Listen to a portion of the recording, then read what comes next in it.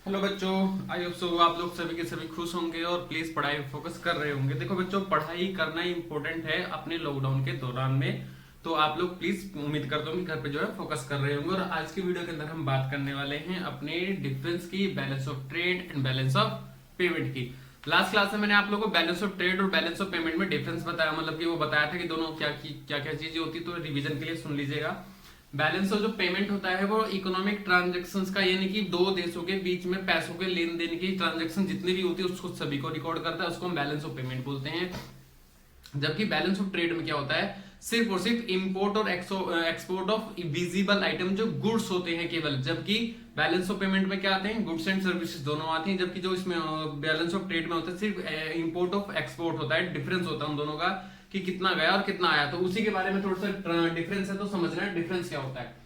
सबसे पहले इधर है बैलेंस ऑफ ट्रेड, इधर है balance of payment. Balance of trade का मीनिंग डिफरेंस होता है बेटा ये किस चीज का, between import and export of the visible item, यानी कि जो गुड्स जो होते हैं हमने विदेशों में कितना भेजा, वहां से कितना आया, केवल गुड्स का लेन देन होता है बैलेंस ऑफ ट्रेड के अंदर। जबकि अगर वही बात करें बैलेंस ऑफ पेमेंट की, तो उसमें लिखा है रिकॉर्ड ऑल इकोनॉमिक ट्रांसफर, यानी कि इंपोर्ट हो, एक्सपोर्ट हो, विजिबल हो, इनविजिबल हो, यूलेटरल ट्रांसफर, यानी कि जो वन साइड ट्रांसफर होता है, यहां से वहां गया, वहां से यहाँ, तो सारी ट्रांजेक्शन जो होते हैं हमारी बैलेंस ऑफ पेमेंट के अंदर रिकॉर्ड करी जाती है। जबकि यहाँ पे क्या लिखा जाता है, सिर्फ ट्रेड लिखा जाता है, किसका, import export of visible item. दूसरी अगर बात करके चलते हैं हम कंपोनेंट की, तो कंपोनेंट में जैसे वहां बताया था एज इट इज है कि बैलेंस ऑफ ट्रेड में विजिबल आइटम ओनली, सिर्फ बैलेंस ऑफ ट्रेड के अंदर क्या लिखा जाता है, यानी कि विजिबल आइटम।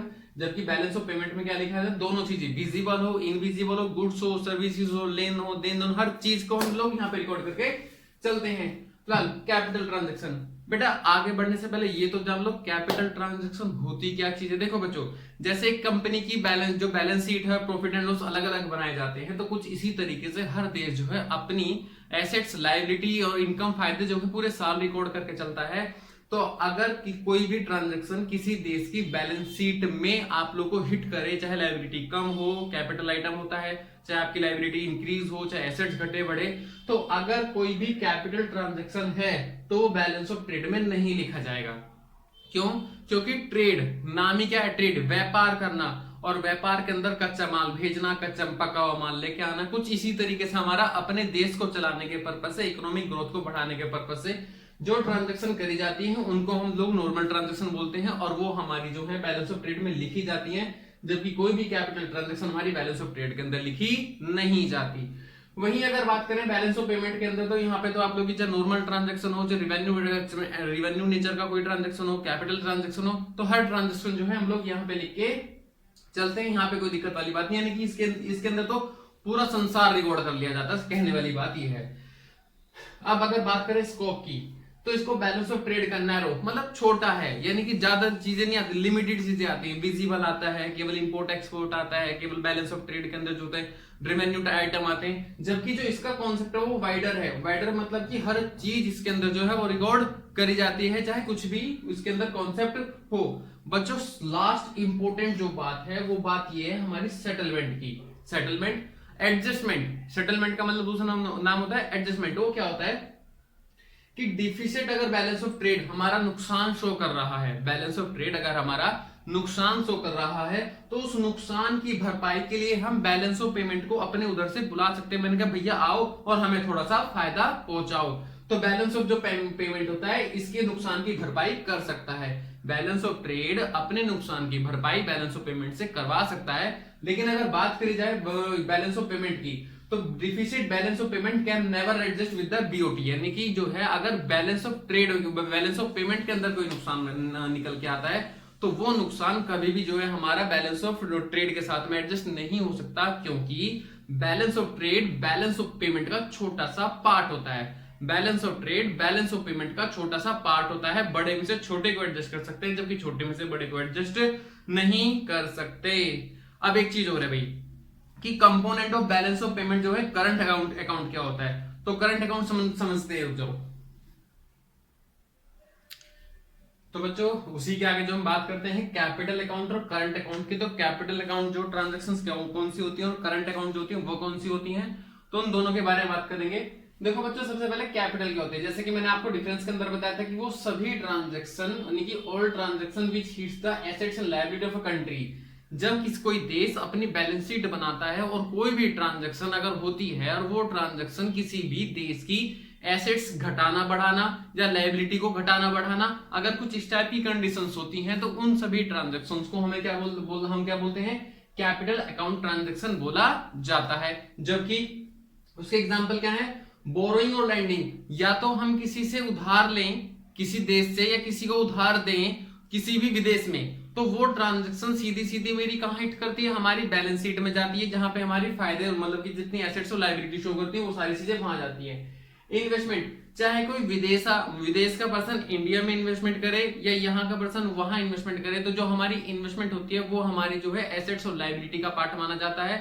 अगर हमने वहां करी तो हमारी एसेट्स है, अगर उसने वहां करी तो इनडायरेक्टली कहीं ना कहीं हमने पैसा उधार लिया, उसकी इन्वेस्टमेंट है तो हमने उधार ही लिया होगा एक तरीके से, तो वो भी हमारी क्या बनेगी, लायबिलिटी बनेगी, और कहीं ना कहीं वो चीज भी हमारी क्या मानी जाएगी, कैपिटल अकाउंट ट्रांजैक्शन में ही रिकॉर्ड करी जाएगी। Change in foreign exchange reserve, बेटा समझने वाली बात है, चेंज जो हमारे पास में विदेशी फंड रखा रहता है हमेशा आरबीआई के पास में हर देश की करेंसी मिलेगी, तो उसे फॉरेन एक्सचेंज रिजर्व बोला जाता है। अगर हमें कहीं भी ट्रांजैक्शन करने के पर्पज से उस रिजर्व का यूज करना पड़ा या उस रिजर्व के अंदर पैसे रखने पड़े, तो वो रिजर्व जो होता है हमारी एसेट्स होता है, और एसेट्स को इंक्रीज डिक्रीज, जैसे कि आपके घर में हमेशा एक अलग से पॉकेट मनी रखी रहती है कि भाई इसे हम किसी स्पेशल काम के लिए यूज करेंगे, तो कहीं ना कहीं वो जो रिजर्व होता है वो क्या कहलाता है, आप लोगों का फॉरेन एक्सचेंज रिजर्व कहलाता है। कि अगर आपके पास में कहीं से कोई पैसे रखे हुए हैं और उस पैसों का अगर आप केवल स्पेशली पर्पज से यूज करना चाहते हैं तो वो रिजर्व कम होगा या बढ़ेगा, तो सिंपल सी बात है वो ट्रांसफर कहां हिट करेगी आप लोग की एसेट्स एंड लायबिलिटी में, और किसका पार्ट माना जाएगा, आप लोगों का कैपिटल का पार्ट माना जाएगा। अब अगर बात करते हैं अपनी करंट अकाउंट की, तो बच्चों समझना, record all transaction relating export import of goods and services.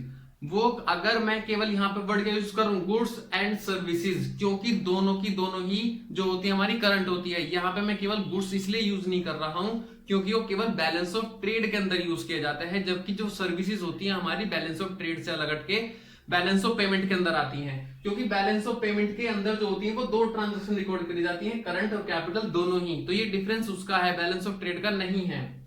दोबारा बोलता हूं, record all transaction relating to export and import of goods and services during the accounting period, यानी कि अगर कोई भी ट्रांजैक्शन जो लेन देन होता है, जो कोई देश अपने जीडीपी को इंक्रीज करने के पर्पज से कोई भी ट्रांजैक्शन विदेशों के साथ में करता है, तो उससे जो चीजें हिट होती है, हमारा फायदा हो गया हमारा नुकसान होगा, और फायदा और नुकसान दोनों ही मेरे कहां रिकॉर्ड करे जाते हैं, प्रॉफिट एंड लॉस अकाउंट के अंदर। तो फिलहाल इसके आगे की ट्रांजैक्शन कैसी है, export and import of goods and services, चाहे हम एक्सपोर्ट करें चाहे हम इंपोर्ट करें, किसकी करेंगे, गुड्स एंड सर्विसेज की, वो हमारा करंट अकाउंट माना जाएगा। हर वो चीज जो हमारी प्रॉफिट एंड लॉस अकाउंट को हिट करेगी, या तो हमारे देश के लिए खर्चा होगा या हमारे देश के लिए नॉर्मल फायदा होगा, तो यानी कि वो भी कौन सी ट्रांजैक्शन मानी जाएगी, current account transaction. One sided transaction, जैसे कि हमने जो विदेशियों को दान दिया, उन्होंने हमें दान दिया, कुल मिला के या तो हमारा खर्चा हुआ या हमारा फायदा हुआ, जो वन साइडेड, जिसके अगेंस्ट कोई मोटिव नहीं होता, आपने किसी भिखारी को पैसे दिए, जबकि आप भिखारी से कोई उम्मीद तो नहीं करते ना कि आपको कुछ वापस मिलेगा, तो वो होता है वन साइडेड पेमेंट यानी वन साइडेड ट्रांजैक्शन। तो वो पैसे हमारे देश में आ भी सकते हैं और हम किसी को दे भी सकते हैं, तो वो भी ट्रांजैक्शन कौन सी बनेगी, हमारी करंट अकाउंट ट्रांजैक्शन। और मैंने लास्ट बोला है इनकम एंड एक्सपेंस, अगर इनके अलावा भी कोई चीज छूट जाए और आपको ऐसा लग रहा है कि वो हमारे देश की नॉर्मल इनकम है, नॉर्मल खर्चा है, तो वो भी कहीं ना कहीं अब्रॉड के साथ हो रहा है, तो वो भी हमारा क्या माना जाएगा, करंट अकाउंट ट्रांजैक्शन का पार्ट ही माना जाएगा। थैंक यू यार। अगर आप लोगों को मेरा चैनल जो है अच्छा लगता हो, मेरी वीडियो अच्छी लगती हो, प्लीज वीडियो को लाइक कर देना और चैनल को प्लीज यार सब्सक्राइब करना। थैंक यू यार।